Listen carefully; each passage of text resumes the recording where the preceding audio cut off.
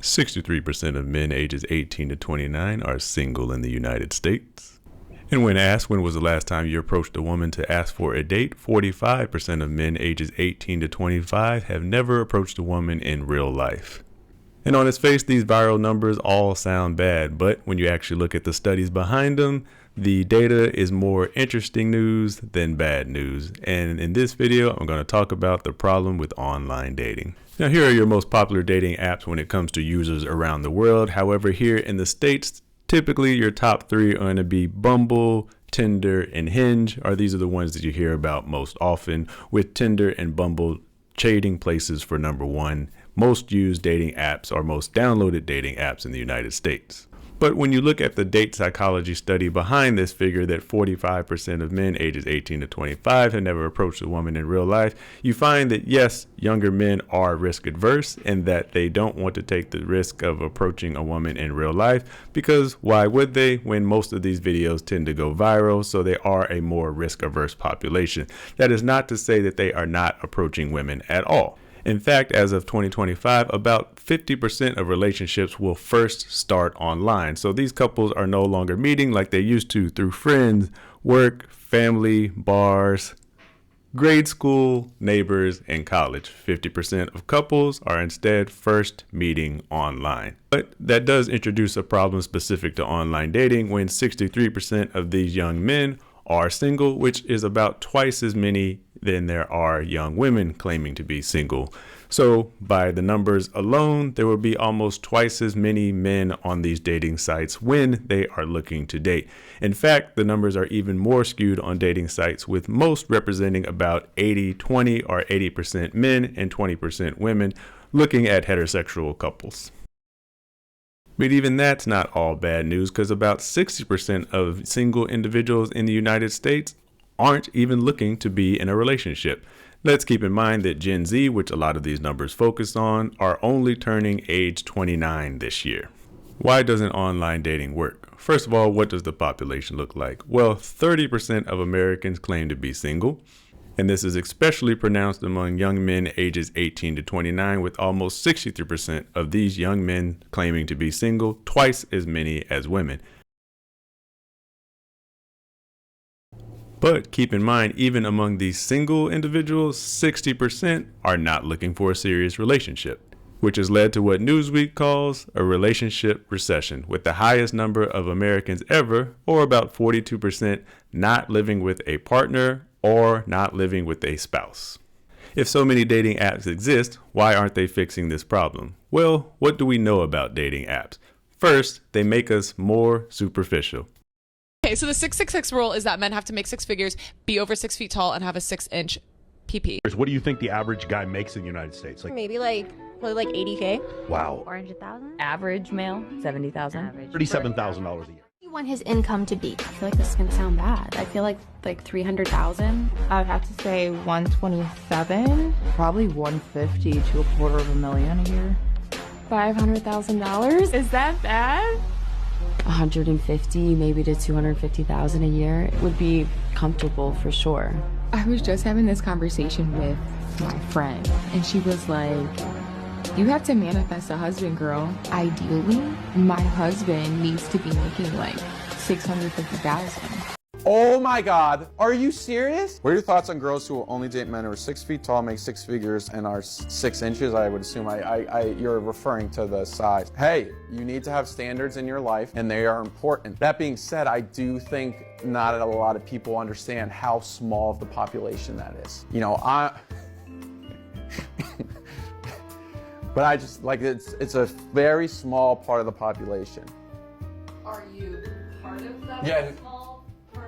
Well, I've never measured, but how many percent of the male population that are single fit the 666?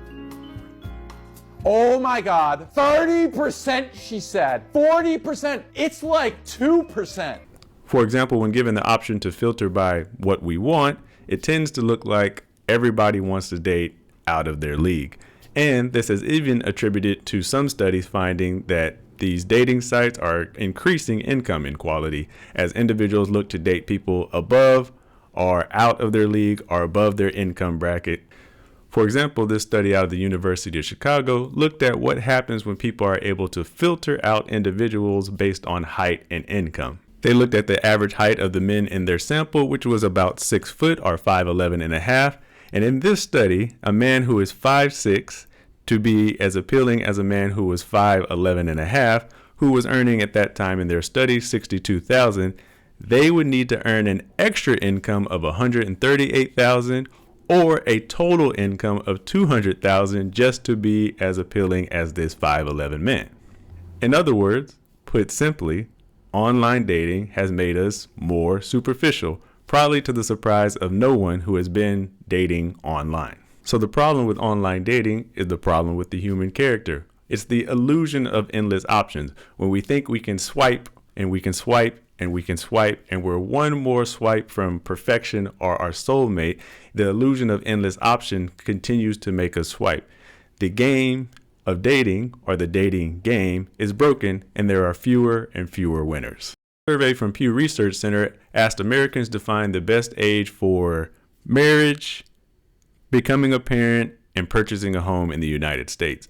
On average, Americans said the best age to get married is 26 and a half. They said the best age to become a parent is age 27, and the best age to purchase a home is 28. Unfortunately, the reality in the United States looks nothing like this. According to Americans, the best age to get married in the United States is 26, but the actual age where we get married in the United States is closer to 30. And that wedding, according to the Knot, is going to cost you about $35,000 on average, including $5,000 for that engagement ring. Across the United States, the average marriage age is actually rising and is nearly 30 for both men and women, with the average age of first marriage for men being around 31 and 28 for women. And regardless of looking at online dating apps, marriage rates in the United States have been decreasing, reaching the lowest marriage rate in 2022. In fact, according to the Wall Street Journal, some Americans are even giving up on the idea of marriage. Americans say the best age to become a parent is age 27. And yes, this might have been true in 1993 when about 60% of households would have had a child by age 30 or in their mid-30s, whereas now, and as of 2023, about 75% of households have not had a child. And a growing percent of Americans plan not to have children at all. In fact, a new record high of 57% of Americans plan not to have children, whether single or married. Not surprisingly, birth rates are down around the world and in the United States. And finally, our last milestones, Americans claim that the best age to buy a home is 28. And again, this doesn't match reality. To buy a home in the United States, in many states, is over 6 figures just to afford the median priced home, and a new record high for first-time home buyers. They've actually reached age 38 before purchasing their first home. A study from NBC News, in fact, found that in over 30 states, most first-time home buyers needed an income of over $100,000 just to afford the first-time median priced home or a typical home in that state. Whereas household income as of 2025 is closer to $80,000, a $20,000 gap. So for those couples that do get married, why they get married? It can't be just to have children and buy a home if both those figures have gone down. And that is correct. But even when we look at the top 10 reasons for getting married, number 1 is still financial security. And when looking at the top reasons for divorce, financial stress still cracks the top 5. And unlike back in the day, single women are not waiting to get married to buy a home. In fact, single women have outpaced men in home ownership since at least 2018, now owning almost 3 million more homes than single men. And it had nothing to do with divorce, with single women prioritizing making financial sacrifices for home ownership more than single men, that college education and college educated women having outpaced men since 1995, looking to also own a home after graduating college, and women having a longer life expectancy than men currently, with women having a life expectancy of 81 versus 76 in the United States. So running it all back, part of the problems with online dating is just an extension of the problem with modern dating, with individuals choosing to be single rather than partnered or married. With single women, as we see here on the left, increasing their home ownership rates, even though they are marrying later, as well as men, and marriage rates overall are down. But, and additionally, while marriage rates are down, so are divorce rates, with as Americans marry later in life, divorce rates have either gone down or they are choosing not to marry at all, with 25% of Americans having reached age 40 without having said I do. So yes, it may be true that 63% of men ages 18 to 29 are single, but the reality seems to be, in other words, it's very difficult for young men and women to focus on building a future together when they are already very concerned about the cost of single life in the present. As a result, all Americans are spending more time alone, whether they are partnered or single. Now, spending time alone doesn't necessarily mean you are lonely, as many Americans are making this a lifestyle choice. And the reality seems to be this: we focus on the problems with apps and we focus on the problems with modern dating, but what we have here seems to be a cost of living crisis, in that a financially insecure society is more worried about affording rent than affording a relationship. And dating apps haven't been able to fix that.